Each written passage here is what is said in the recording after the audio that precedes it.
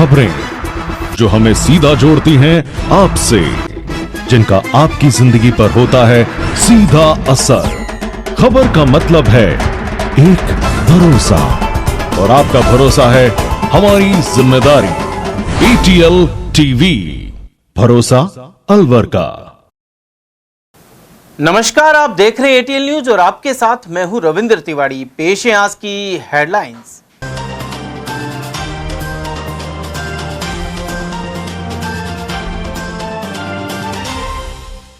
Truck के नीचे Greece लगाने के दौरान सिर पर पहिया चढ़ने से गई जान। ट्रांसपोर्ट नगर में सामने आया हादसा।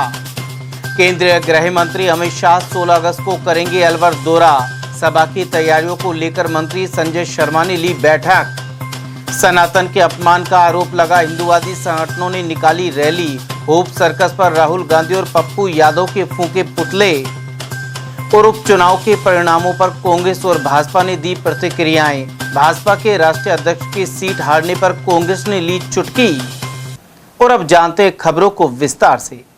अलवर शहर के ट्रांसपोर्ट नगर में दर्दनाक हादसे में ट्रक के नीचे काम कर रहे 25 वर्षीय मजदूर की जान चली गई। जानकारी के अनुसार गोंदगढ़ के दोगड़ी गांव निवासी शाहरुख खान ट्रांसपोर्ट नगर में ट्रकों के नीचे ग्रीस लगाने का काम करता था। सोमवार दोपहर में एक ट्रक के नीचे ग्रीस लगा रहा था। इसी दौरान चालक ने बिना जानकारी के ट्रक स्टार्ट कर पीछे लेना शुरू कर दिया। ट्रक का पहिया शाहरुख के सिर पर चढ़ गया, जिससे उसकी मौके पर ही मौत हो गई। एनएबी थाना पुलिस ने शव को कब्जे में लेकर पोस्टमार्टम की कार्रवाई शुरू कर दी है। बताया जा रहा है कि मृतक अपने परिवार का एकमात्र कमाने वाला सदस्य था और उसके 4 छोटे बच्चे हैं। पुलिस ने ट्रक को जब्त कर चालक की तलाश शुरू कर दी है और मामले की जांच जारी है। ग्रीस करता था गाड़ियों में, तो ये गाड़ी ट्रांसपोर्ट नगर में ये गाड़ी में ग्रीस कर रहा था। ड्राइवर ने बोली न कि मैं ठंडा ले आऊं, और वो ग्रीस कर रहा था। इतने वो ठंडा लेकर आया और उसने गाड़ी चला दी। ये उसके नीचे था, तो इसके ऊपर से गाड़ी का पहिया निकल गया। जानबूझ के किया है, कैसे किया? और देखो साहब, उसको वो भूल गया कि इसके नीचे है। उसने सोची कि नहीं होगा। इसका गांव दौंगड़ी, थाना गोविंदगढ़। हाँ, शादीशुदा है। केंद्रीय गृह मंत्री अमित शाह 16 अगस्त को अलवर का दौरा करेंगे। वे सरस डेयरी स्थित मैदान में सभा को संबोधित करेंगे। इस दौरान केंद्रीय मंत्री भूपेंद्र यादव और मुख्यमंत्री भजनलाल शर्मा मौजूद रहेंगे। अमित शाह सैकड़ों करोड़ों रुपए के विकास कार्यों का उद्घाटन करेंगे। कार्यक्रम की तैयारियों को लेकर वन एवं पर्यावरण मंत्री संजय शर्मा ने अधिकारियों के साथ बैठक की। इसमें जिला प्रमुख बलवीर चिल्लर, भाजपा जिला अध्यक्ष अशोक गुप्ता और महासिंह चौधरी, सरस डेयरी चेयरमैन नितिन सागवान और जिला कलेक्टर अर्तिका शुक्ला सहित अनेक अधिकारी मौजूद रहे।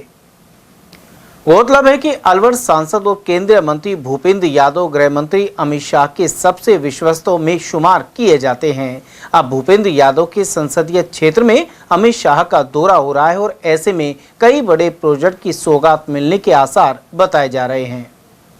विश्व हिंदू परिषद, बजरंग दल और अन्य हिंदूवादी संगठनों के कार्यकर्ताओं ने सोमवार शाम को अलवर के होप सर्कस पर प्रदर्शन किया।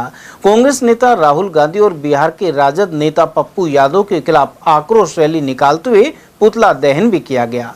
प्रदर्शनकारियों ने दोनों नेताओं पर संसद के बाहर भाजपा सांसदों के साथ दुर्व्यवहार करने और सनातन धर्म का अपमान करने का आरोप लगाया। रैली की शुरुआत होप सर्कस से हुई, जो घंटाघर और पंसारी बाजार होते हुए वापस होप सर्कस पहुंची। यहां कार्यकर्ताओं ने राहुल गांधी और पप्पू यादव के पुतले जलाए और जमकर नारेबाजी की।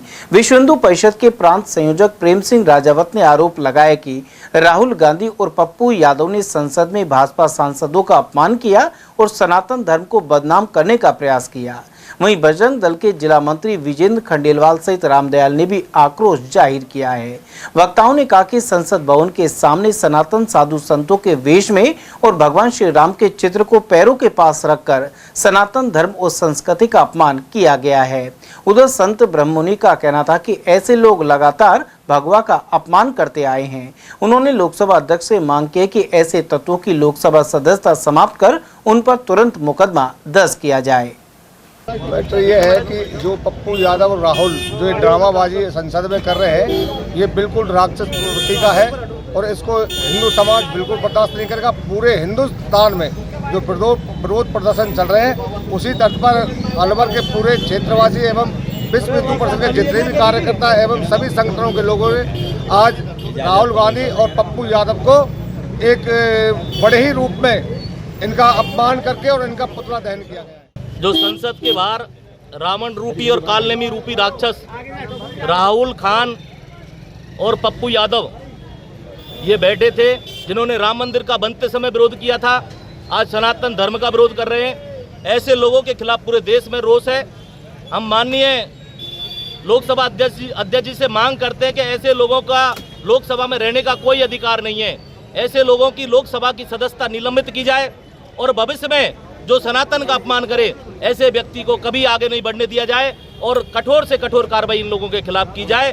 पूरे हिंदू समाज आहत है, उसी को देख करके आज अलवर में भी बड़ा विरोध प्रदर्शन किया है। आज पिछले सप्ताह संसद में अभद्र व्यवहार साधु संतों के साथ एक चोला पहनकर संतों का पप्पू यादव जैसे अपराधी ने जो वहाँ एक नाटक किया, उससे पूरा हिंदू समाज आक्रोशित है, दुखी भी है। इस नाते से विश्व हिंदू परिषद, बजरंग दल और हिंदू संगठन सब मिलके आज यहाँ एकत्र हुए और उनका पुतला दहन कर अपना रोष व्यक्त किया। किस के पुतले जलाए गए? आज पप्पू यादव और राहुल गांधी, इन दोनों के पुतले जलाए। दोनों ही सनातन विरोधी हैं, हर समय हर वक्त सनातन विरोधी गतिविधियों में लिप्त रहते हैं, हिंदू समाज को ठेस पहुंचाते हैं, हिंदू समाज की भावनाओं को ठेस पहुंचाते हैं। निर्वाचन आयोग ने बिहार, मध्य प्रदेश और गुजरात की एक एक विधानसभा सीट पर हुए उपचुनाव के नतीजे घोषित कर दिए। भाजपा, कांग्रेस और जन सुराज पार्टी के एक एक सीट जीती है। सबसे चौंकाने वाले परिणाम बिहार की बांकीपुरा सीट के रहे। यहां से प्रशांत किशोर की जन सुराज पार्टी पहली बार कोई सीट जीती है। प्रशांत पहली बार चुनाव लड़े थे और जीत गए। गौरतलब है कि यह सीट भाजपा का गढ़ है, क्योंकि भाजपा के राष्ट्रीय अध्यक्ष नितिन नवीन और उनके पिता नवीन किशोर यहां से लगातार 9 बार जीते हैं।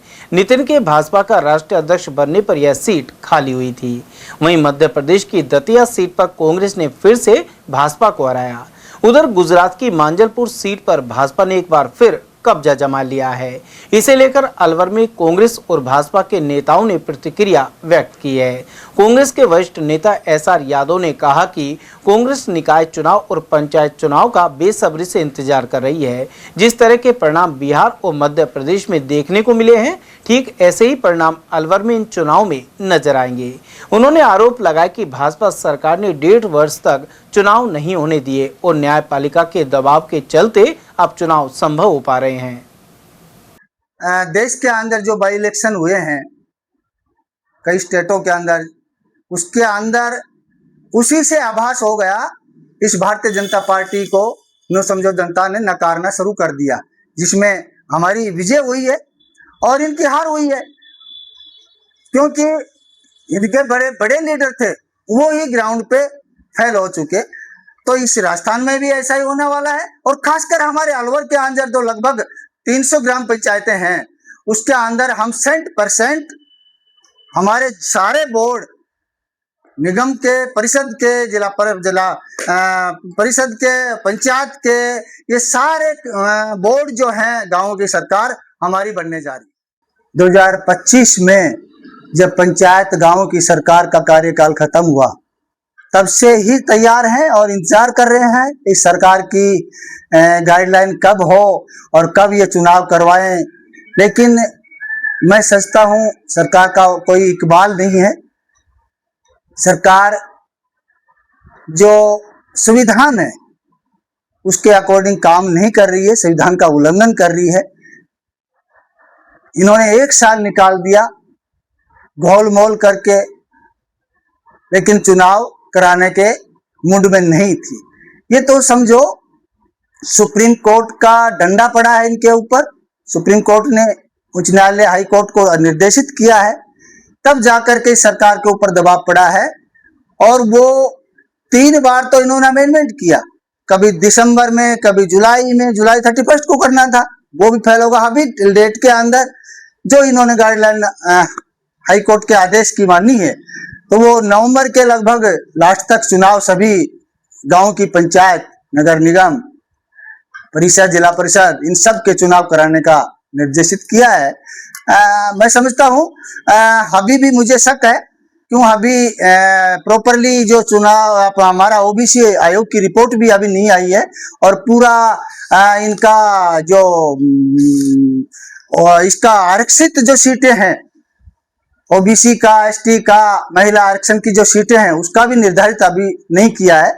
तो मुझे अभी शक है, लेकिन हाईकोर्ट का निर्देशित को ये अवहेलना नहीं कर सकेंगे।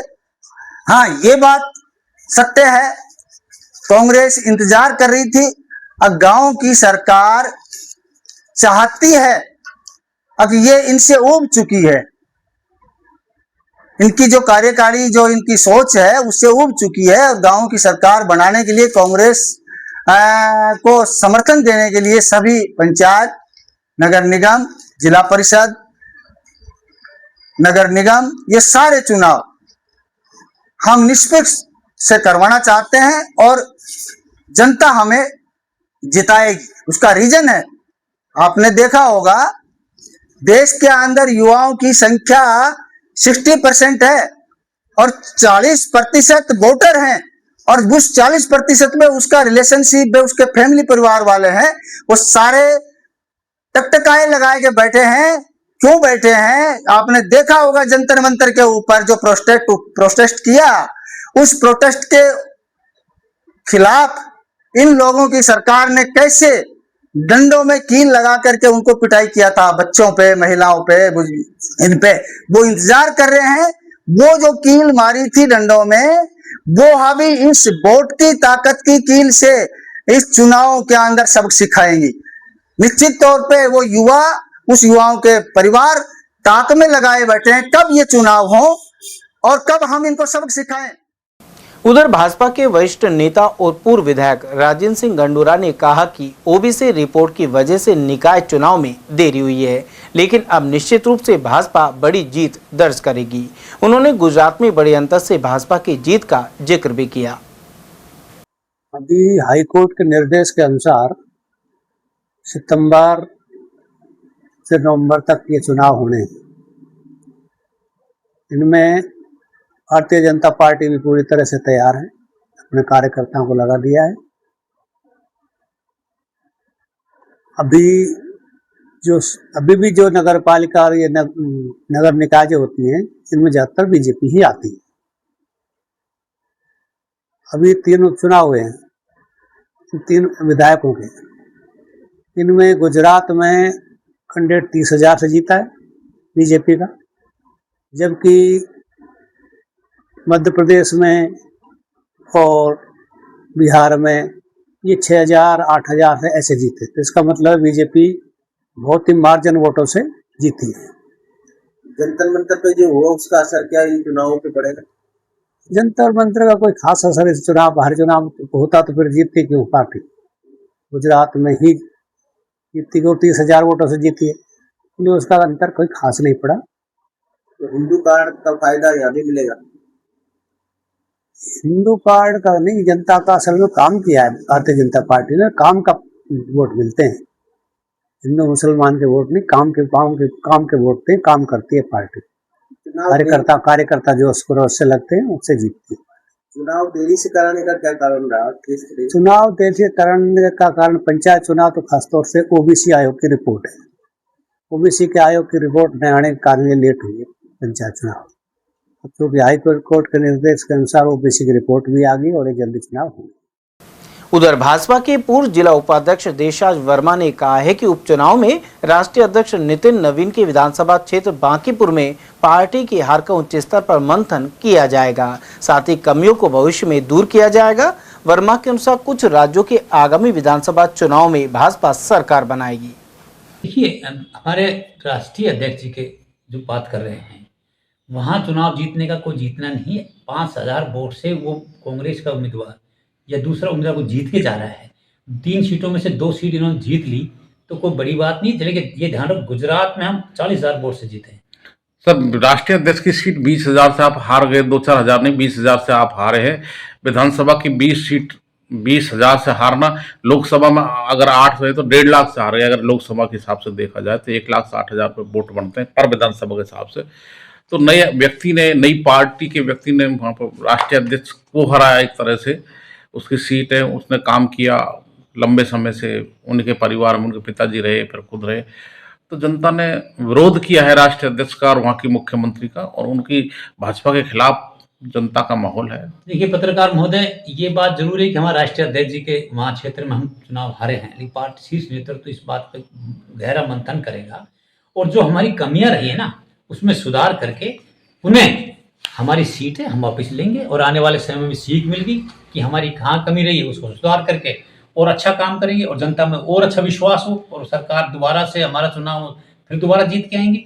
हारना जीतना चलता रहता है, लेकिन कई बार हार अच्छी सीख दे के जाती है और उस सीख से दूसरे परिणाम अच्छे आए, ये भी अच्छा ही होगा। सर, युवाओं के आंदोलन के बाद भाजपा को बड़ी चुनौती मिलने जा रही है। जैसे 2 उपचुनाव में, 3 उपचुनाव में से 2 हार गए, उसी प्रकार जहाँ विधानसभा के चुनाव होने हैं 27 में, विशेषकर उत्तर प्रदेश में, लोकसभा में बुरी तरह हार चुके हैं उत्तर प्रदेश में सीटों को, और अब विधानसभा में ऐसा लग रहा है कि वहाँ बीजेपी को सरकार बनाना बहुत मुश्किल होगा। सर्वे भी बता रहा है कि करीबन 80-90 सीट कम होंगी बीजेपी की, ऐसी जानकारी है।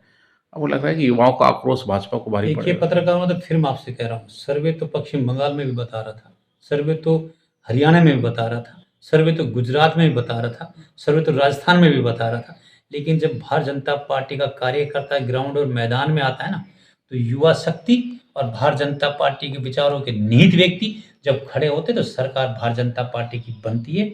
आपने देखा दिल्ली में आंदोलन हुआ है, लेकिन वहाँ कार्यकर्ता और भाजपा के जो कार्यकर्ता थे उन्होंने कहा कि चाहे मोदी हमें कितना भी कष्ट दे दे, रहेंगे भाजपा में, लेकिन कुछ सुधार करके हमारा ये अच्छा कर दे, लेकिन भाजपा नहीं छोड़ेंगे।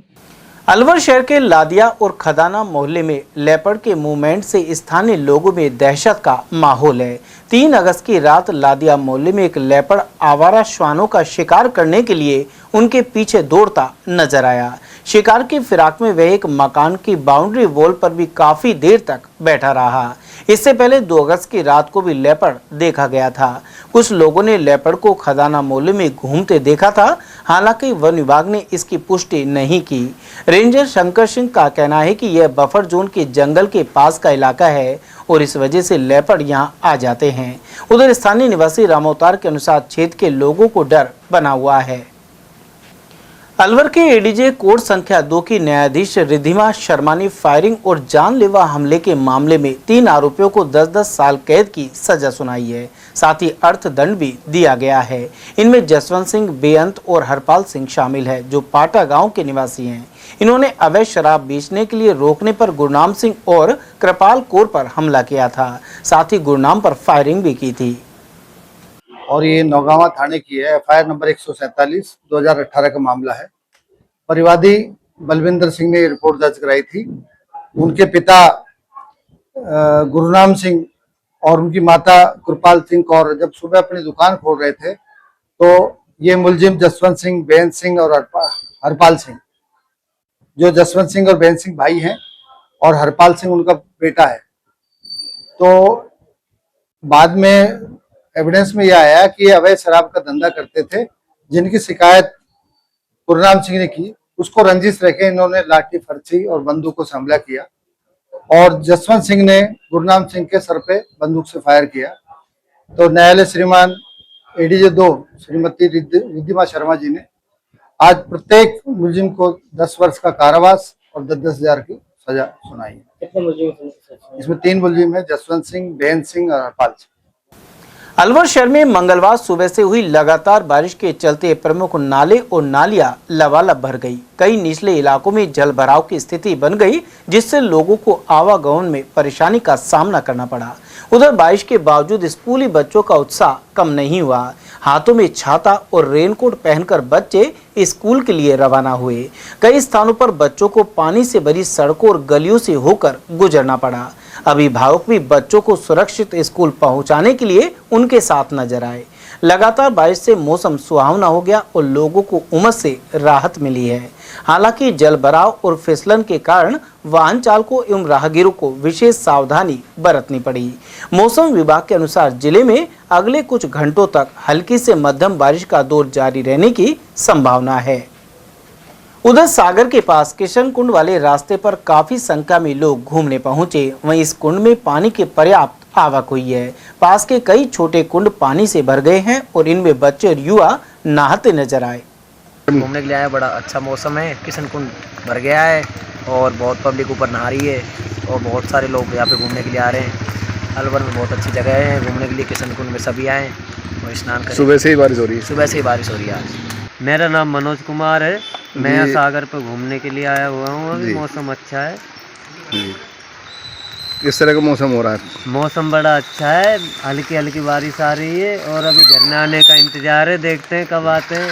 सब लोग यहाँ पे जितने भी आए सब झरना देखने के लिए आए हुए हैं। किशन कुंड भर गया? किशन कुंड पे अभी कम पानी आ रहा है, वैसे भरा हुआ है पर कम झरने आ रहे हैं। अभी इतने झरने जितनी आने की उम्मीद थी उतनी आए नहीं अभी झरने। बाकी दिन भर बारिश हो रही है अभी तो? फिर अभी तो बारिश हो रही है, अभी तो झरने आने की संभावना है और बाकी भीड़ भी आने की संभावना, बहुत भीड़ आने की आशंका है यहाँ पर। एनएसयूआई की ओर से छात्र संघ चुनाव कराए जाने की मांग को लेकर कला महाविद्यालय में धरना प्रदर्शन किया जा रहा है। साथ ही संगठन के 4 छात्र नेता एवं पदाधिकारी भूख हड़ताल पर बैठे हुए हैं। प्रदेश महासचिव विनोद जाटव ने बताया कि छात्र संघ चुनाव समय पर होने चाहिए, जिससे पदाधिकारी छात्रों की समस्याओं को कॉलेज प्रशासन के समक्ष रख सकें, साथ ही उनका समाधान करवा सके। अनिश्चितकाल भूख हड़ताल के लिए यहाँ बैठे हैं। हमारी मांग है कि राजस्थान में कई वर्षों से छात्र संघ चुनाव बंद पड़े हैं, उनकी बहाली की मांग को लेकर हम यहाँ बैठे हैं। आप देख सकते हैं कि अलवर जिले के सारे महाविद्यालयों में हालात बहुत खराब हो चुके हैं। छात्रों की कोई सुनवाई नहीं होती, प्रोफेसर प्राचार्य मनमानी करते हैं, छात्रों के साथ बहुत बड़ा अत्याचार हो रहा है, अवैध वसूली की जा रही है। हमारी छात्र संघ चुनाव बहाली की मांग को लेकर हमें इसलिए बैठे हैं कि छात्रों का प्रतिनिधित्व करने वाला कॉलेजों में एक छात्र नेता होना बहुत जरूरी, जो उनकी बातें प्रिंसिपल या प्राचार्य या प्रोफेसर के सामने रख सके। इन्हीं मांगों को लेकर आज हम भूख हड़ताल पर बैठे हैं। आज हमारा दूसरा दिन है। कब तक बैठेंगे आप भूख हड़ताल?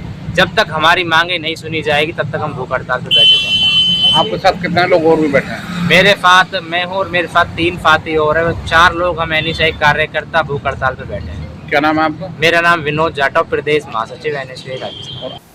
उधर कला कॉलेज पर मुख्यमंत्री भजनलाल शर्मा का पुतला भी फूका गया। कार्यकर्ताओं ने छात्र संघ चुनाव शीघ्र कराने और छात्र हितों की अनदेखी बंद करने की मांग को लेकर सरकार के खिलाफ जमकर नारेबाजी की गई। गौरतलब है कि भूख हड़ताल पर प्रदेश महासचिव विनोद जाटव, प्रदेश सचिव अंकित गुर्जर, इरफान कजोता, अभिषेक यादव एवं अजय चौधरी बैठे हुए हैं। आंदोलनकारियों ने चेतावनी है कि जब तक उनकी मांगों पर सकारात्मक कार्रवाई नहीं होती तब तक अनिश्चितकालीन भूख हड़ताल जारी रहेगी। और वहीं प्रदेश कांग्रेस कमेटी के महासचिव अशोक कुमार सैनी ने छात्र संघ चुनाव जल्द कराए जाने पर जोर दिया है। उन्होंने कहा कि छात्र संघ चुनाव पर रोक लगाना भाजपा की छात्र विरोधी सोच को दर्शाता है, जबकि युवाओं को राजनीति में आगे बढ़ने का मौका सिर्फ छात्र संघ चुनाव से मिलता है। महासचिव ने कहा कि इस मुद्दे पर कांग्रेस पार्टी छात्र नेताओं के साथ है।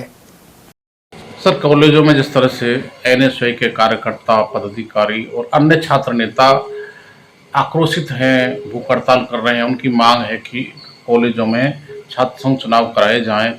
लंबे समय से, कई सालों से छात्र संघ चुनाव नहीं हो रहे। आप प्रदेश कांग्रेस कमेटी के महासचिव में क्या प्रतिक्रिया है? मैं आपके चैनल के माध्यम से बताना चाहूँगा, जो आज हमारे राजस्थान में हमारे जो छात्र जो मांग कर रहे हैं कि कॉलेजों के चुनाव होने चाहिए, हकीकत में ये चुनाव होने चाहिए, इसमें कोई दौरा नहीं। हमारे चाहे बीजेपी में हो चाहे कांग्रेस में हो, ऐसे बहुत से यूथ नेता जो हैं जो यूनिवर्सिटी से निकल करके आए, आज एमएलए एमपी बने पड़े हैं, तो बीजेपी में भी हमारे कांग्रेस में भी, तो ये उनका अधिकार बनता है। राज्य सरकार ये सुविधा करे कि इनके जो चुनाव जो ड्यू हैं सब उनको समय पर कराया जाए। छात्रों का आंदोलन चलेगा, पब्लिक परेशान होगी, बच्चे परेशान होंगे, उनके घर वाले परेशान होंगे, बाद में जाकर के उस मांगों को मांगेंगे, तो इसको क्यों परेशान किया जा रहा है बच्चों को? अब ये चुनाव जो कराने चाहिए, पिछली सरकार ने कोई नहीं रोका, जबरदस्ती रोक रहे चुनाव को। पूर्व में भी कई सालों से नहीं हो रहे थे, जो गैर सरकार आई थी उन्होंने घोषणा करी थी, चुनाव को समय पर करवाए थे। बीजेपी सरकार आती है जब भी उनको बंद कर देती है, स्टे लगा देती है चुनाव के ऊपर। तो ये बच्चों का अधिकार है, यूनिवर्सिटी के, कॉलेजों के जो चुनाव ड्यू है उनको समय पर चुनाव को कराना चाहिए। सर, आपको लगता है कि राजनीतिक विकास युवाओं को हो और उनको राजनीति में मौका आने का मिले, तो इसलिए छात्र संघ चुनाव समय पर होते रहना चाहिए? बिल्कुल, बच्चों का अधिकार है, वो कहीं भी किसी फील्ड में भी जाए, इस तरह से आएंगे तो हमारे बताया बीजेपी में भी बहुत से नेता हैं जो यूनिवर्सिटी से निकल के आए, यूनिवर्सिटी के प्रेसिडेंट रहे। हमारे कांग्रेस में भी है जो यूनिवर्सिटी के प्रेसिडेंट रहे, राजस्थान यूनिवर्सिटी के वो प्रेसिडेंट रहे और बाद में MLA बने, MP बने। कई बहुत से नेता ऐसे, तो उनका अधिकार है, वो किसी भी फील्ड में जाए, चाहे राजनीति में आए, चाहे बिजनेस में जाए, चाहे कहीं सर्विस करे, उनका अधिकार बनता है। तो ये उनका अधिकारों का हनन है। राज्य सरकार को उनके छात्रों के साथ इस तरह नहीं करना चाहिए, ये सुविधा करनी चाहिए। इसके लिए आम पब्लिक बच्चों के साथ है और जरूरत पड़ी तो हमारी पार्टी कांग्रेस पार्टी भी इन बच्चों के साथ है। परिवर्तनकारी मंगलवार के अंतर्गत शहर में कैंप आयोजित किए गए। नशा पीड़ितों के लिए कानूनी साक्षरता एवं संवेदीकरण शिविर का आयोजन अलवर के सेंट्रल एकेडमी स्कूल में संपन्न हुआ। मुख्य अतिथि मुख्य न्यायिक मजिस्ट्रेट नेहा गोयल का सेंट्रल एकेडमी स्कूल के प्रधानाचार्य अंजना साहा ने गुलदस्ता भेंट कर स्वागत किया। कार्यक्रम में CJM के निजी सहायक नीरज आर्य, लिपिक भुवनेश कुमार, कृपाल सिंह और विधिक सेवा प्राधिकरण के PLV मुस्तफा खान आदि मौजूद रहे। मुख्य न्यायिक मजिस्ट्रेट डॉक्टर नेहा गोयल ने विद्यार्थियों को नशे के विरुद्ध शपथ दिलाई, साथ ही नशे को ना और अपने सपनों को हाँ कहने का संदेश दिया। उन्होंने कई एक्ट और निशुल्क विधिक सहायता आदि के बारे में भी जानकारी दी। विद्यालय में विद्यार्थियों की सुरक्षा के लिए कोर्ट वाली दीदी शिकायत पेटी भी स्थापित की गई है। और वहीं परिवर्तनकारी मंगलवार के तहत PM श्री केंद्रीय विद्यालय नंबर 1 अलवर में कानूनी साक्षरता शिविर आयोजित हुआ। इस दौरान विधिक प्राधिकरण सचिव मोहनलाल सोनी ने गुड टच बैड टच की जानकारी देते हुए सतर्क और सुरक्षित रहने का संदेश दिया। अध्यक्षता कर रहे ADJ मोहनलाल सोनी सहित कार्यक्रम में महेश गोठवाल, प्राचार्य गंगाधर मीणा, उप प्राचार्य लिपिक अमित अरोड़ा, PLV मुबीन खान और रश्मि वशिष्ठ आदि मौजूद रहे। प्राचार्य ने बताया कि ट्रांसफॉर्मेटिव ट्यूसडे कार्यक्रम का उद्देश्य है शोषण के खिलाफ आवाज उठाना और जागरूकता फैलाना है। वहीं मोहनलाल सोनी ने विद्यार्थियों को शोषण के विरुद्ध शपथ दिलाई। महेश गोठवाल ने पोक्सो एक्ट और रश्मि वशिष्ठ ने बाल विवाह प्रतिषेध अधिनियम, शिक्षा का अधिकार एवं किशोर न्याय अधिनियम आदि की विस्तृत जानकारी दी। साथ ही मुफ्त विधिक सहायता और टोल फ्री हेल्पलाइन सहित विद्यालय में स्थापित कोर्ट वाली दीदी शिकायत पेटी के बारे में बताया गया। चिकित्सा क्षेत्र में उत्कृष्ट सेवाओं और मरीजों के प्रति समर्पण के लिए दर्शन हॉस्पिटल अलवर के संचालक डॉक्टर BK सैनी को सम्मानित किया गया है। उन्हें राष्ट्रीय एमिनेंट डॉक्टर पर्सनैलिटी अवार्ड मिला है। ऐसे में महात्मा मोहनदास समिति ने उनका अभिनंदन किया। पिछले वर्ष भी उन्हें इंडियन मेडिकल एसोसिएशन द्वारा राज्य स्तर पर best life time achievement award से सम्मानित किया गया था। वहीं मौजूदा सम्मान IMA द्वारा नई दिल्ली में आयोजित राष्ट्रीय चिकित्सक दिवस समारोह में प्रदान किया गया। प्रचार मंत्री महेंद्र सैनी ने बताया कि महात्मा मोहनदास सेवा समिति के पदाधिकारियों एवं सैनी समाज द्वारा दर्शन हॉस्पिटल जाकर उनका सम्मान किया गया। साथ ही सैनी समाज ने अलवर में अपना नया चिकित्सालय खोलने पर भी उनका स्वागत किया। इस मौके पर भोरेलाल सैनी, अनिल सैनी, उप प्रधान महेश सैनी, बाबूलाल झारिया, जमनलाल सैनी, सुरेश खुराड़िया, नथुराम, नरेश सैनी, बाबूलाल, फूलचंद सैनी, दिनेश सैनी और विकास बबेरवाल आदि मौजूद रहे। State roadways employees union AITUC और RSRTC रिटायर्ड एम्प्लॉइज एसोसिएशन का सम्मेलन 5 अगस्त को होगा। मत्स्य और अलवर आगार शाखा का यह कार्यक्रम अलवर बस स्टैंड के समीप स्थित जांगड़ी धर्मशाला में आयोजित किया जाएगा। एसोसिएशन सचिव गंगाराम शर्मा ने बताया कि इस दौरान मजदूरों सहित कर्मचारियों के हित में किए गए कामों और आगामी योजनाओं पर चर्चा होगी। सम्मेलन में प्रदेश अध्यक्ष एटक ML यादव और उप महासचिव संजय चौधरी सहित रिटायर्ड एसोसिएशन महासचिव धर्मवीर चौधरी आदि वक्ता शामिल होंगे।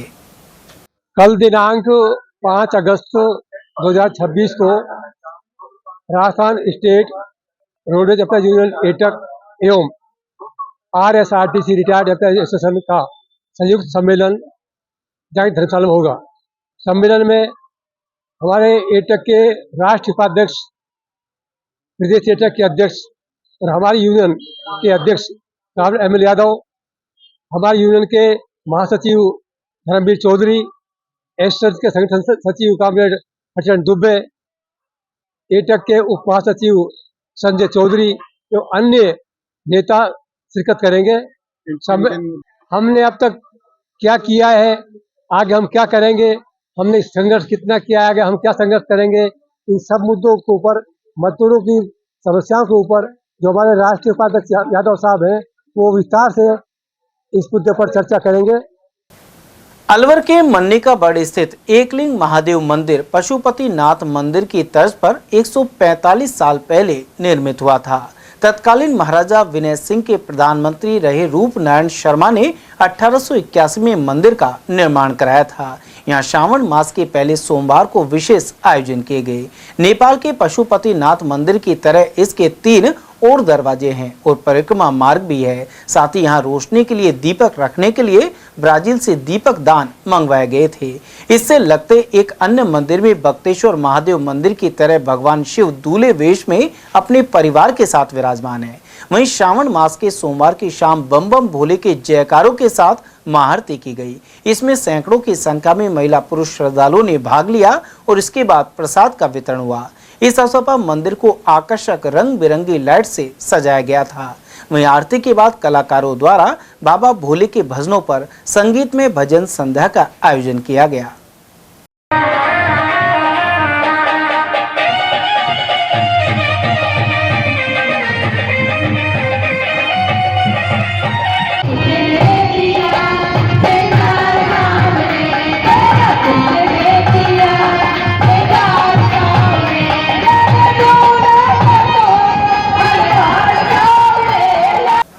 वहीं एकलिंग महादेव मंदिर में 11 दिवसीय सावन महोत्सव आयोजित किया जा रहा है।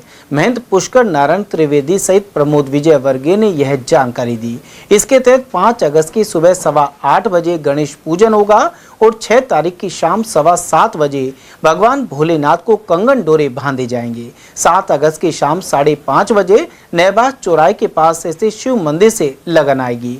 8 अगस्त की शाम 6:30 बजे हल्दी और मेहंदी की रस्म एवं रात 8:30 बजे रुद्राभिषेक के साथ ही 9 तारीख की शाम 5:30 बजे पुराना कटला स्थित राधा कृष्ण मंदिर से भव्य शोभा यात्रा निकाली जाएगी। वहीं श्रावण मास शिवरात्रि पर 11 अगस्त की रात्रि 9:15 बजे दिव्य वरमाला महोत्सव होगा। इसके अलावा कई अन्य कार्यक्रम आयोजित किए जाएंगे। तराना परिवार के साप्ताहिक कार्यक्रम का आयोजन अलवर के कंपनी बाग में संपन्न हुआ। शुभारंभ संचालनकर्ता सुभाष भारती ने किया। साथ ही शगुन भारती के मुख्य स्वागत और प्रमुख प्रवक्ता एवं संचालक संगीता गोड़ के संचालन के साथ यह सिलसिला आगे बढ़ा। इस अवसर पर स्वर सम्राट मोहम्मद रफी की पुण्यतिथि पर उनके अमर गीतों के माध्यम से भावभीनी श्रद्धांजलि अर्पित की गई। साथ ही मित्रता दिवस प्रेम, भाईचारे और सौहार्द के साथ मनाया गया। इस मौके पर तराना परिवार के वरिष्ठ सदस्य निरंजन सोनी और दिलीप सिंह का अभिनंदन किया गया। सभी लोगों को तराना परिवार की ओर से आज मित्रता दिवस की भी बहुत सारी हार्दिक शुभकामनाएं। प्रदेश कांग्रेस कमेटी के महासचिव अशोक कुमार सैनी ने कहा है कि देश की स्वतंत्रता के लिए शहीदों ने अपनी कुर्बानी दी है। ऐसे में 15 अगस्त पर सभी शहीद स्मारक पर पहुंचकर एक दीपक जलाएं। जो लोग शहीद स्मारक नहीं पहुंच सकते हैं उन्हें अपने घर पर ही दीपक जलाना चाहिए। सैनी ने यह भी कहा कि सरकार शहीदों के परिवारों के निवास पर एक बोर्ड लगाकर भी उनका अभिनंदन करे। मैं आप चैनल के माध्यम से बताना चाहूँगा, ये दिन हमारे लिए बहुत ही शुभ दिन है कि जिस दिन हमारे शहीद देश आज़ाद हुआ, हमारे लाखों करोड़ों हमारे देशवासी शहीद हुए। हमारे उन शहीदों की याद में शहीद स्मारक पर दीप जला करके उनको याद किया जाता है। बहुत मेरे तो आम स्थानीय जनता से निवेदन है, जो शहीद स्मारक पर नहीं जा सकते वो अपने घरों पर दीपक जलाकर उन शहीदों की याद में उनको याद किया जाए और एक घर पर अपने दीपक जलाकर उनको सहानुभूतिपूर्वक उनको याद, हमारे शहीदों को याद किया जाए। सर, आपको लगता है कि जो शहीद के मकान है या जहाँ शहीद का परिवार रहता है तो वहाँ एक इस तरह की नेम पट्टी लगाई जाए शहीद परिवार, तो उसको विशेष सम्मान समय समय पर विशेषकर 15 अगस्त पर तो होना ही चाहिए। बिल्कुल आपने सही कहा। हमारे जिनकी वैसे हमको सही आज देश को आज़ादी मिली है, हमको जो आज ये दिन देखने को मिला है उनको ये सम्मान मिलना चाहिए। राज्य सरकार की तरफ से ऐसी सुविधा करनी चाहिए। जिस परिवार से जो भी कोई शहीद हुआ है उस परिवार पर ऐसी नेम प्लेट लगा जाए और उनको विशेष कोई दर्जा दिया जाए, उनको उसी सम्मान से देखा जाए जो वो सम्मान के जो अधिकारी है। अलवर शहर के ट्रांसपोर्ट नगर स्थित मुख्य नाली की अधूरी सफाई के चलते परेशानी बढ़ गई है। इसके अलावा मुख्य नाली की दीवार जगह जगह से टूटी हुई है। ऐसे में बारिश का पानी नाले से बाहर निकल आता है। भाजपा नेता और स्थानीय निवासी देशराज वर्मा के अनुसार इस समस्या को नगर निगम प्रशासन सहित शहर विधायक एवं मंत्री संजय शर्मा के सामने रखा जाएगा। देखिए पत्रकार महोदय, इस मामले में पहले भी हम पूर्व में भी हमारे जो नगर विकास आयुक्त उसको भी, नगर निगम आयुक्त को भी कहा था और उन्होंने इसकी सफाई भी की थी, लेकिन बारिश होने के कारण जेसीबी अंदर उतर नहीं सकती, तो वो पूरी सफाई आगे तक हो नहीं पाई। लेकिन है कि कुछ सफाई जैसे होगा तो आगे और भी करेंगे। हमारे पार्षद और हमारे जनप्रतिनिधि यहाँ के लोकल हैं, उन्होंने अवगत कराया, उनका भी मन है कि पूरा नाला साफ हो, लेकिन पहले से बेटर है। पहले तो ऊपर तक भराव था, अब आपने आज देखा होगा कि बहुत अच्छी सफाई हो चुकी है। कुछ रह रही है, वो भी नगर विकास न्याय और नगर पालिका हमारी है, वो सफाई के लिए तत्पर है और जल्द ही कराएंगे। सर, कई जगह से दीवार टूटी हुई है नाले की, आपको लगता है कि वहाँ से पानी सीधा घरों में जा रहा है? ओवरफ्लो जैसे होगा, बारिश ज़्यादा होगी तो ओवरफ्लो होता है, तो उस टूटी हुई जगह से हाउसिंग बोर्ड के मकानों तक पानी पहुँचता है। बीच में ये ठीक भी कर रहे थे कि जो मैं बीच में 2-1 महीने पहले देखा जब कोई टेंडर हुआ था, कोई ठीक हुआ था, और बारिश के कारण कई बार ये चीज़ें काम होने के बाद ही पुराने टूट गया, तो इसको अवगत कराएंगे और ये भी सुधार हो। अच्छी बात है, ऐसे मुद्दे आप जनहित के मुद्दे ही उठाने चाहिए जिससे आयुक्त को और नगर निगम के लोगों को और सबको पता लगे कि भाई समस्याएं हैं, ये मूलभूत समस्याएं हैं, इनका सुधार होना चाहिए। और माननीय मंत्री महोदय सदा इन पर ध्यान रखते हैं और भाजपा कार्यकर्ता का मन है कि ऐसी समस्याओं से हम तुरंत प्रभाव से निजात पाएं, तो हम उसके लिए प्रयास करेंगे। मैं भी आज एक बार फोन करूंगा, आप कह रहे हो तो करेंगे फोन, इसकी व्यवस्था कराएंगे। सर, हाउसिंग बोर्ड क्षेत्र में कई समस्याएं हैं, आप हाउसिंग बोर्ड में रहते हैं, यहाँ की स्थानीय समस्याओं को जानते हैं, लेकिन नाले की वजह से क्या है कि कई बार बदबू फैलती है, कई बार मच्छर मक्खी ज़्यादा होते हैं, जब ये गंदा पानी आसपास फैल जाता है तो काफ़ी समय तक परेशानी रहती है।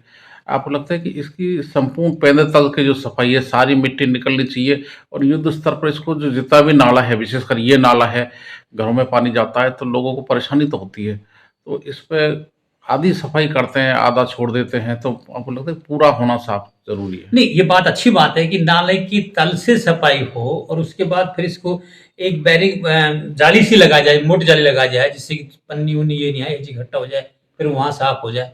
ये हमने योजना बताई थी और आपको बताना चाहूँगा, पूर्व सरकार जब हमारी थी तो हमने पूरे नाले की खड़े होके इस बड़े नाले की ठेठ तक सफाई करवाई थी। उस समय पानी सड़कों पे आ गया था, तब देख के सरकार ने हमारा सहयोग किया और पूरी सफाई हुई। आज तक वो सफाई कायम है, अब पानी सड़क पर नहीं आ रहा, लेकिन ये है कि टूट फूट हो गई 3-4 साल में, तो उसके लिए फिर एक बार प्रयास करेंगे और इस समस्या का समाधान जल्दी हो, ऐसा मेरा मानना है। राजकीय विधि महाविद्यालय अलवर में शैक्षणिक सत्र 2026-27 का आगाज हो गया है। यहाँ नए विद्यार्थियों के लिए ओरिएंटेशन कार्यक्रम आयोजित किया गया।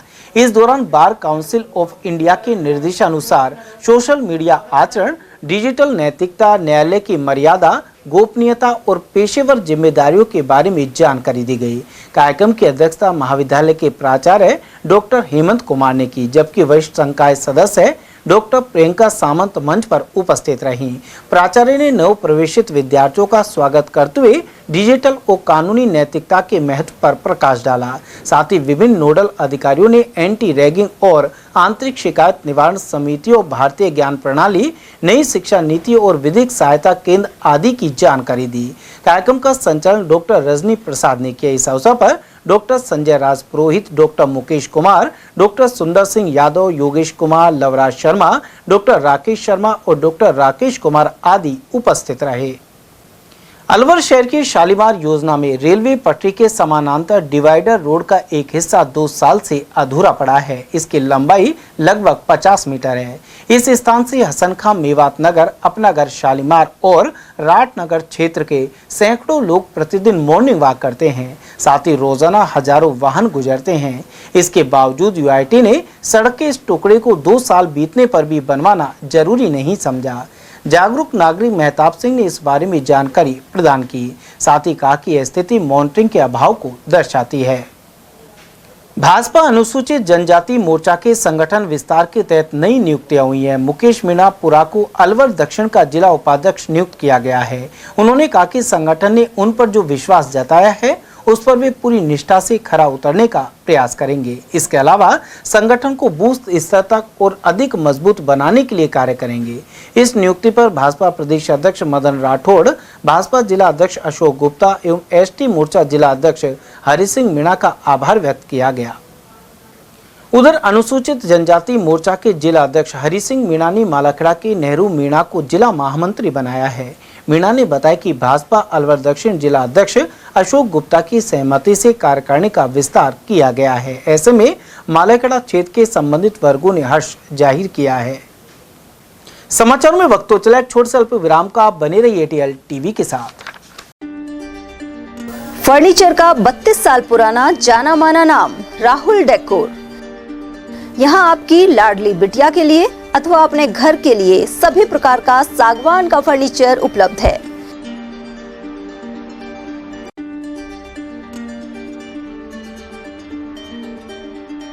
Double bed, dressing table, sofa set सागवान एवं कपड़े वाले तथा सेंटर टेबल, भट्टी कलर, स्टील अलमारी, ब्रांडेड एवं सॉफ्टी फोम के गद्दे आपकी नाप तोल से बनाए जाते हैं।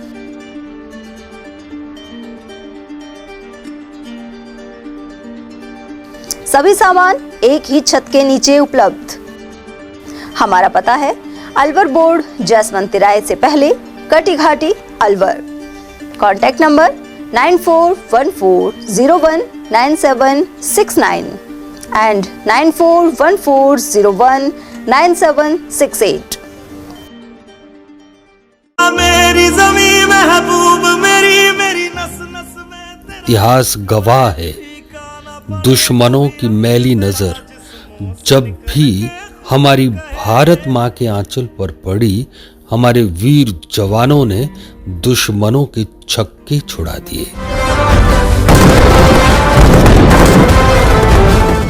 हमारी भारतीय सेना के शौर्य, पराक्रम और बलिदान की कहानियां हर भारतीय का मस्तक गर्व से ऊंचा कर देती हैं। भारत मां की रक्षा के लिए न जाने कितनी माताओं ने अपने लाल, बहनों ने भाई और सुहागनों ने अपने सुहाग लौटाए हैं। लेकिन जरा सोचिए, जिन वीर जवानों ने हमारी और हमारे देश की रक्षा के लिए अपनी जान कुर्बान कर दी, उनको हमने क्या दिया?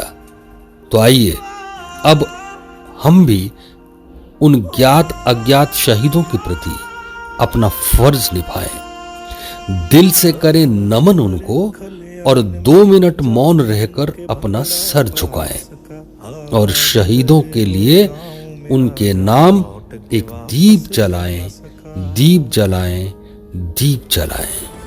जय हिंद। ब्रेक के बाद फिर से आपका स्वागत है। अलवर में पिछले 15 दिनों में जिला पुलिस द्वारा साइबर क्राइम के खिलाफ सख्त कार्रवाई की गई है। एसपी सुधीर चौधरी के अनुसार ठगी में इस्तेमाल सिम और बैंक खातों को लेकर भी संबंधित लोगों के खिलाफ कार्रवाई की जा रही है। उन्होंने कहा कि ऐसे क्राइम में लिप्त किसी अपराधी को बख्शा नहीं जाएगा। इसके लिए अभियान के तहत लगातार एक्शन लिया जा रहा है। 20 जुलाई से जो विशेष अभियान चल रहा है साइबर क्राइम के विरुद्ध, आर्म्स एक्ट के में कार्रवाई के जो निर्देश पुलिस मुख्यालय से प्राप्त हुए हैं, इसके अतिरिक्त ड्रग्स के विरुद्ध जो कार्रवाई के निर्देश प्राप्त हुए हैं, उसमें अलवर जिले में ऑपरेशन साइबर संग्राम 3.0 जो तीसरा फेज हमने स्टार्ट किया है, उसमें हमने कार्रवाई करते हुए 33 प्रकरण पिछले 2 हफ्ते में दर्ज किए और उन प्रकरणों के अंदर हमने 39 अक्यूज्ड 39 अक्यूज को हमने अरेस्ट किया है और इसी की कड़ी में हमने एक अंतर्राज्यीय साइबर ठग शौकीन को गिरफ्तार किया है। इसकी टीम में लगभग 24 लोगों के होने की हमारे पास में प्रथम दृष्टया सूचना आई है, उसको हम वेरीफाई कर रहे हैं। सभी टीम मेंबर्स को हम लोग इस प्रकरण के अंदर गिरफ्तार करेंगे। ये जो साइबर ठग है, इसके विरुद्ध पहले भी मालाखेड़ा में हमने एक प्रकरण दर्ज किया था साइबर क्राइम का।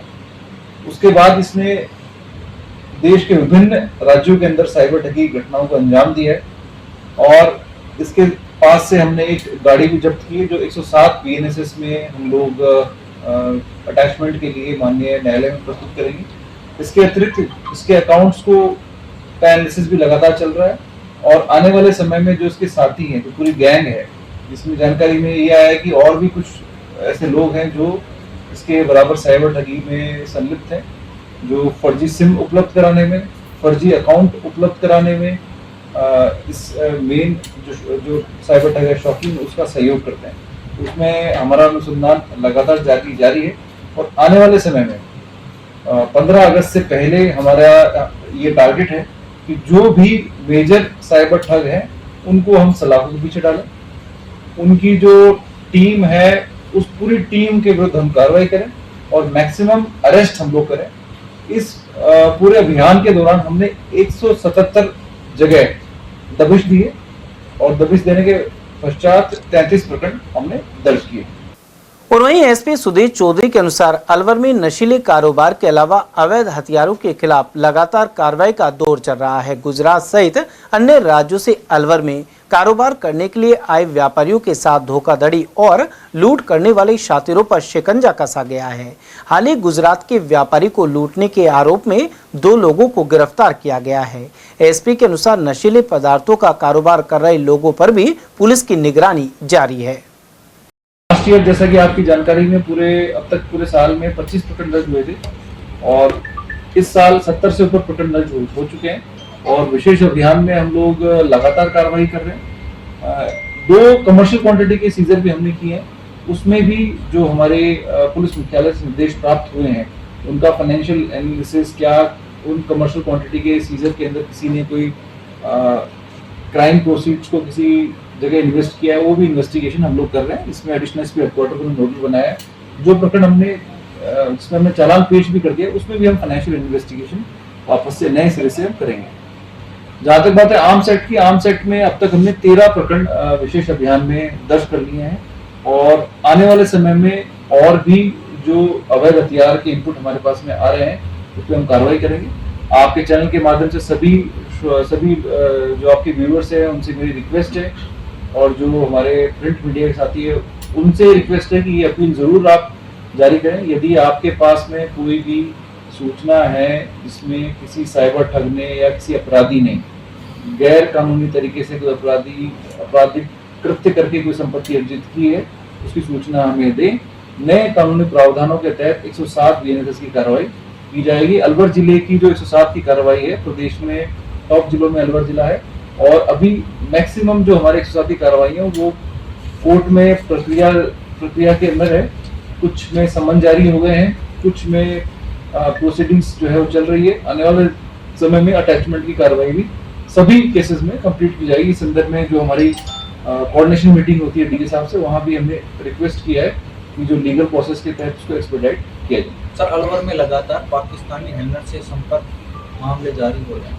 देखिए, इस संदर्भ में आपको मैं स्पष्ट तौर पे कहना चाहूँगा, जब इस तरह के सेंसिटिव केसेस आते हैं उसमें यदि सक्षम स्तर पर निर्णय लिया जाता है ओएस एक्ट में प्रकरण दर्ज करने का, तो आपको हम इसकी जानकारी देते हैं। इसके अतिरिक्त जो भी चीज़ होती है वो हमारी निगरानी की बात होती है। उस संदर्भ में हमारी मानक प्रक्रिया बनी हुई है, उसमें और कोई मैं कमेंट आपको नहीं करता। Thank you. भिवाड़ी में इंसानियत को शर्मसार कर देने वाली घटना सामने आई है। यहाँ किसी ने एक नवजात बालिका को स्कूल बैग में बंद कर कचरे के ढेर में फेंक दिया। अगर समय रहते राहगीर की नजर बैग पर नहीं पड़ती तो इस मासूम की जान भी जा सकती थी। घटना के बाद इलाके में लोगों में आक्रोश व्याप्त है। जानकारी के अनुसार एक महिला श्रमिक सुबह ड्यूटी पर जा रही थी। रास्ते में उसकी नजर कचरे के ढेर में पड़े एक स्कूल बैग पर पड़ी। बैग के अंदर कुछ हलचल होती दिखाई दी तो उसने तुरंत बैग खोलकर देखा। बैग के अंदर एक नवजात बच्ची रो रही थी। इसके बाद पुलिस को सूचना देकर बच्ची को जिला अस्पताल भिवाड़ी पहुंचाया गया।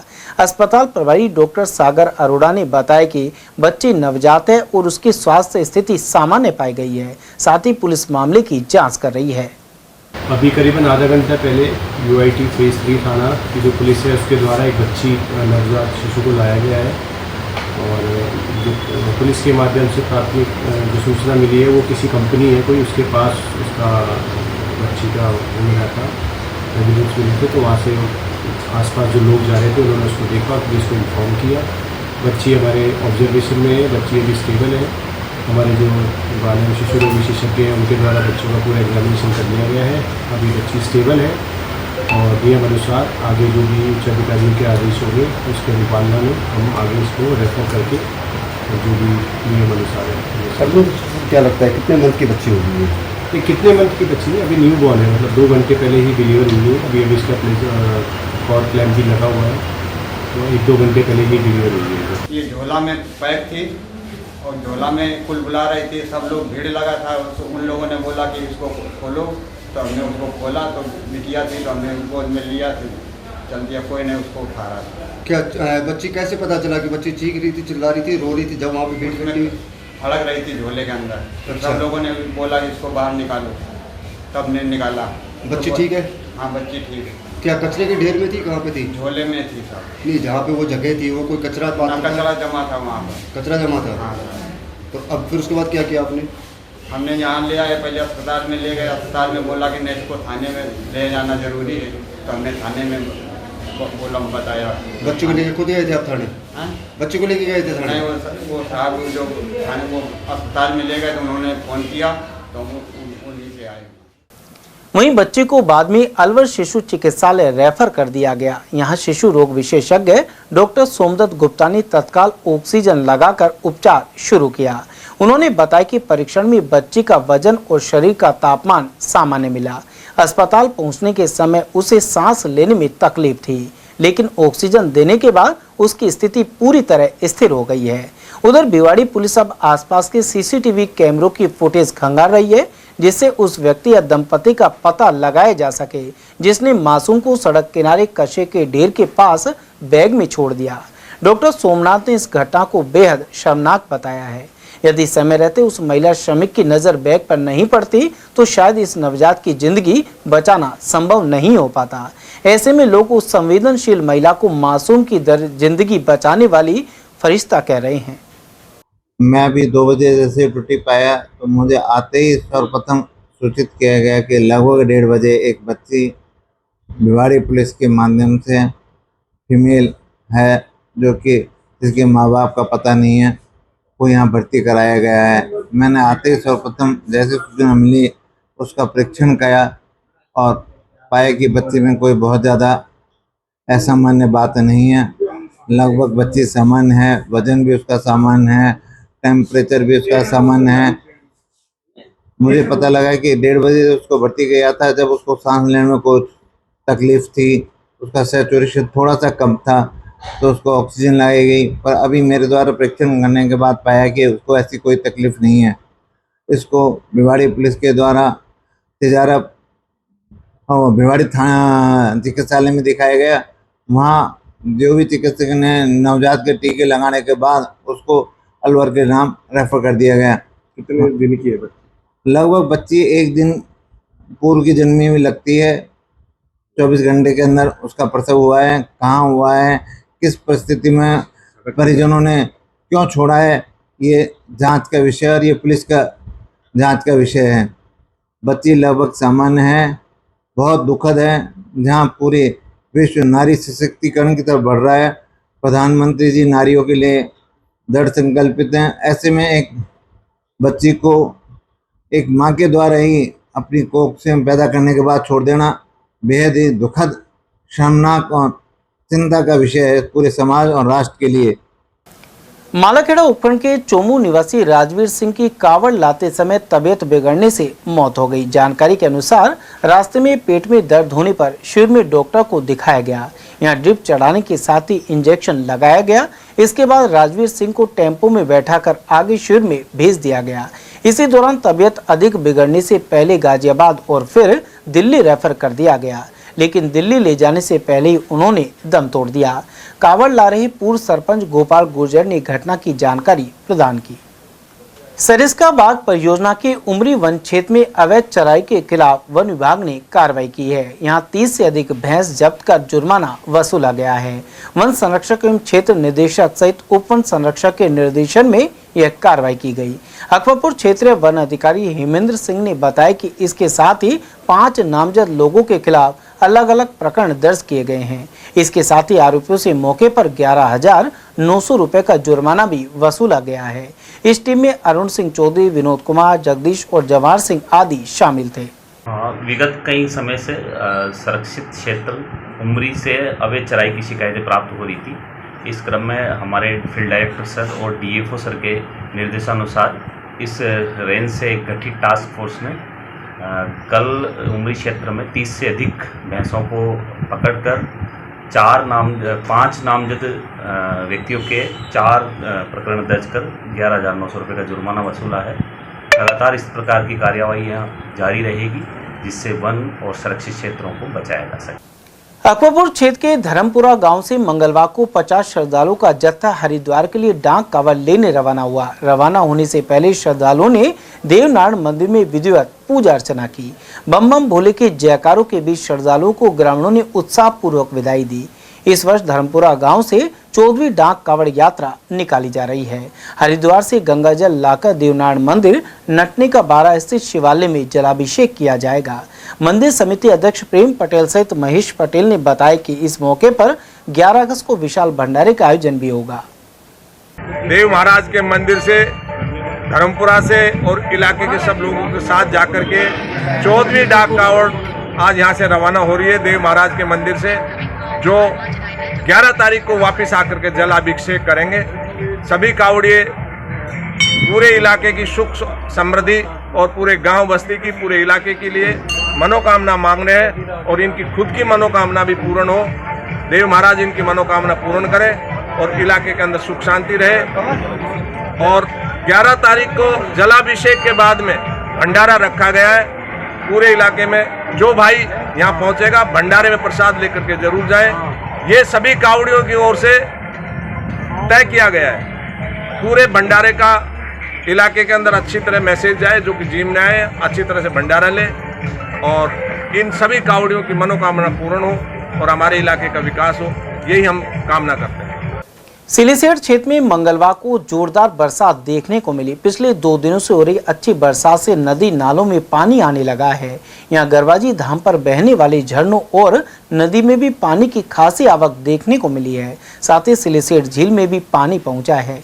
इसके अलावा गरवाजी झरने में घूमने आए लोगों की भीड़ देखने को मिली। अच्छी बरसात के बाद स्थानीय लोगों में भी खुशी का माहौल है। साथ ही क्षेत्र का भूजल स्तर बढ़ने की भी संभावना है। उधर अकबरपुर रेंजर हेमेंद्र सिंह का कहना है कि इससे वन्य जीवों के लिए भी पानी और चारे आदि की उपलब्धता बढ़ेगी। विगत 2 दिन से अच्छी बारिश हो रही है, जिससे सभी पूरे वन क्षेत्र में लगभग सभी जलाशयों में पानी आ गया है और हमारे एक प्रसिद्ध गरवाजी का धाम जहाँ पे झरना बहता है वो भी अच्छी तरीके से अभी छलक रहा है, जिससे वन्य जीव को फायदा होगा निश्चित रूप से और हमारे जो प्रकृति है वो सुरक्षित है। राजस्थान अधीनस्थ वन कर्मचारी संघ ने आंदोलन की चेतावनी दी है। इसे लेकर जयपुर में हुई बैठक में सरिस्का बाग परियोजना से भी संघ के पदाधिकारी पहुंचे। प्रदेश महामंत्री रामवीर गुर्जर ने बताया कि अरण्य भवन जयपुर में यह बैठक प्रदेश संयोजक राम नारायण बिश्नोई की अध्यक्षता में आयोजित हुई। साथ ही 15 सूत्रीय मांगों को लेकर चर्चा की गई। इनमें पदोन्नति एवं पुलिस के समान वेतन भत्ते आदि मांगे शामिल हैं।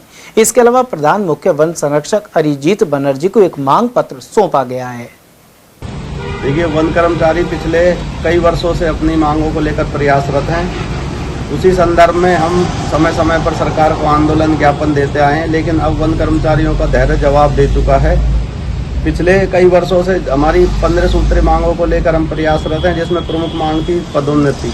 और यह बहुत विडंबना है, बहुत खेद की बात है कि पिछले 5 वर्षों से विभाग में रिक्त पद जो कि पदोन्नति से भरे जाने थे वो खाली पड़े हैं और 5 वर्षों से किसी भी प्रकार की कोई पदोन्नति प्रक्रिया नहीं हुई है।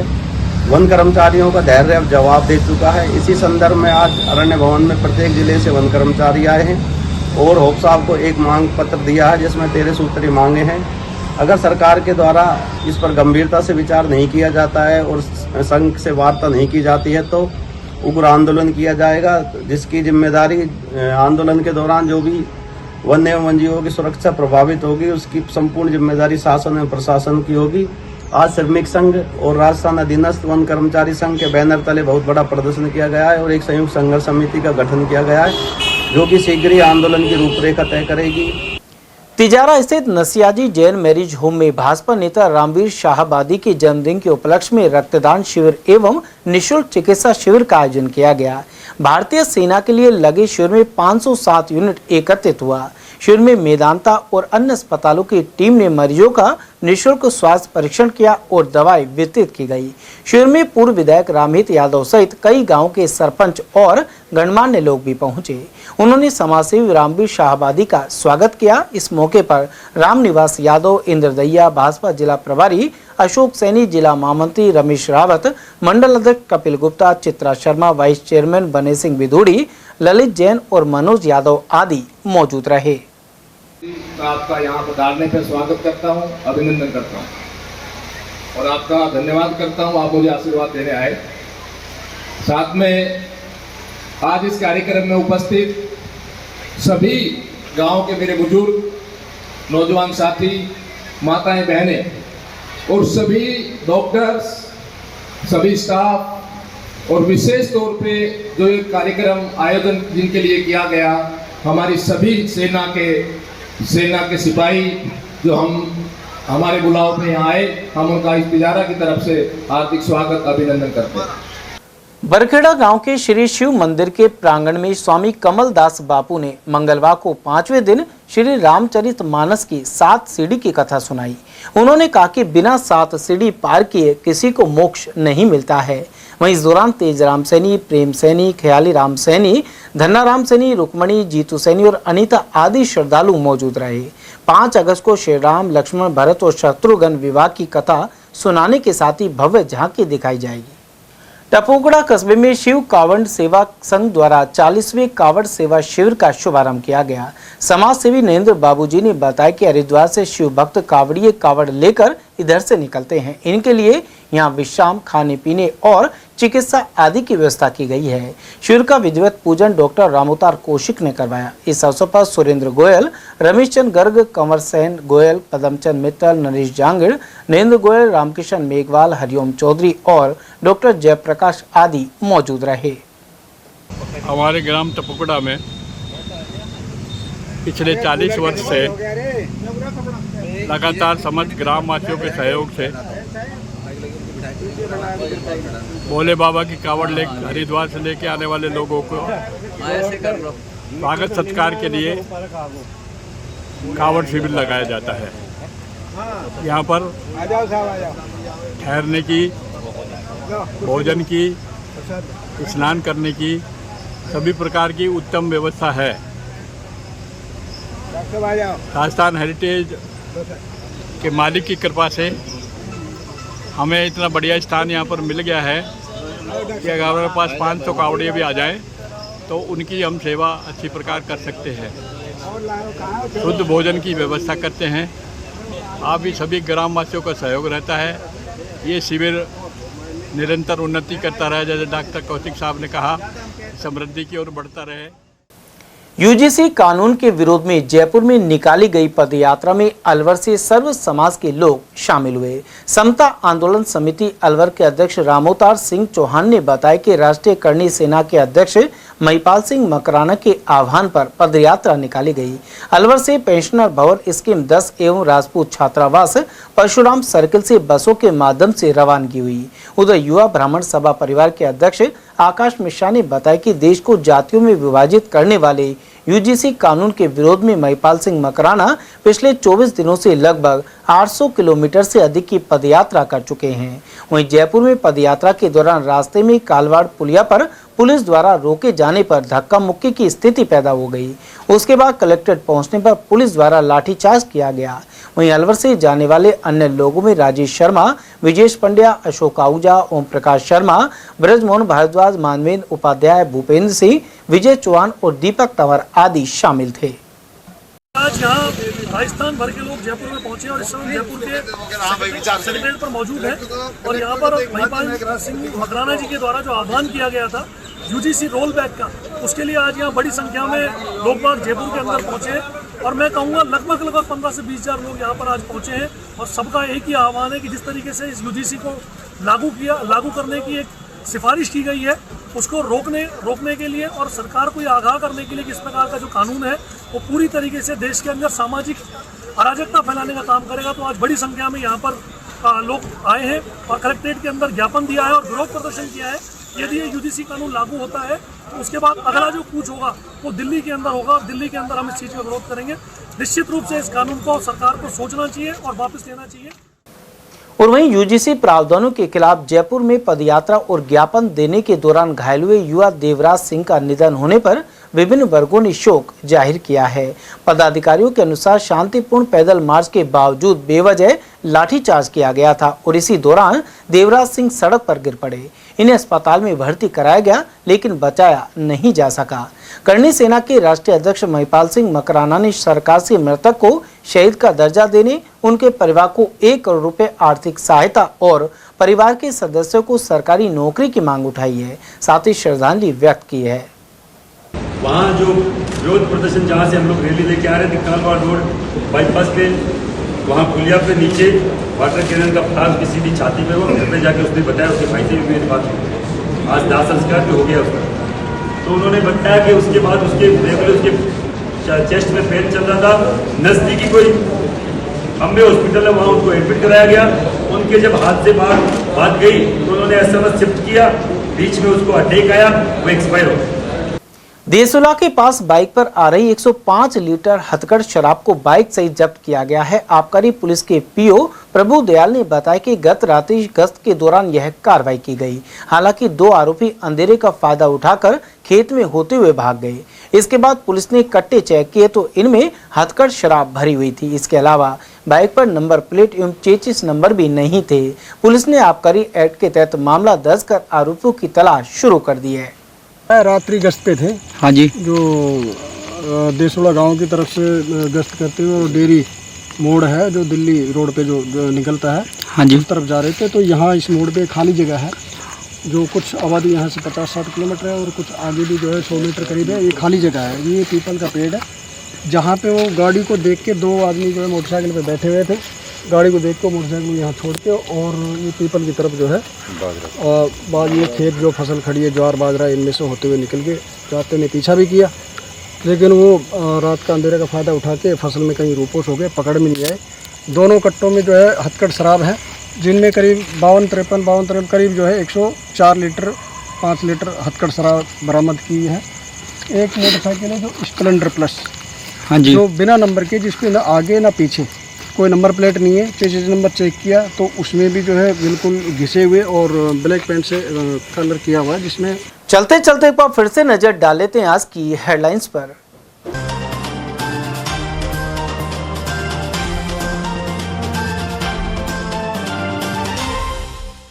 ट्रक के नीचे ग्रीस लगाने के दौरान सिर पर पहिया चढ़ने से गई जान। ट्रांसपोर्ट नगर में सामने आया हादसा। केंद्रीय गृह मंत्री अमित शाह 16 अगस्त को करेंगे अलवर दौरा। सभा की तैयारियों को लेकर मंत्री संजय शर्मा ने ली बैठक। सनातन के अपमान का आरोप लगा हिंदुवादी संगठनों ने निकाली रैली। होप सर्कस पर राहुल गांधी और पप्पू यादव के फूंके पुतले। और उपचुनाव के परिणामों पर कांग्रेस और भाजपा ने दी प्रतिक्रियाएं। भाजपा के राष्ट्रीय अध्यक्ष की सीट हारने पर कांग्रेस ने ली चुटकी। समाचारों में आज के लिए बस इतना ही। दीजिए पूरी टीम के साथ रविंद्र तिवारी को इजाजत। नमस्कार।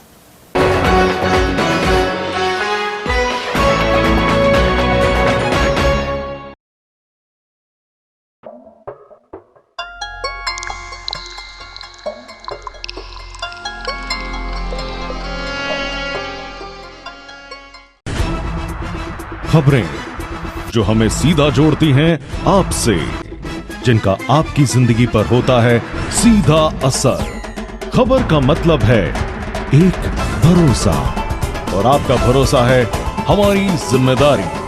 ATL TV, भरोसा अलवर का।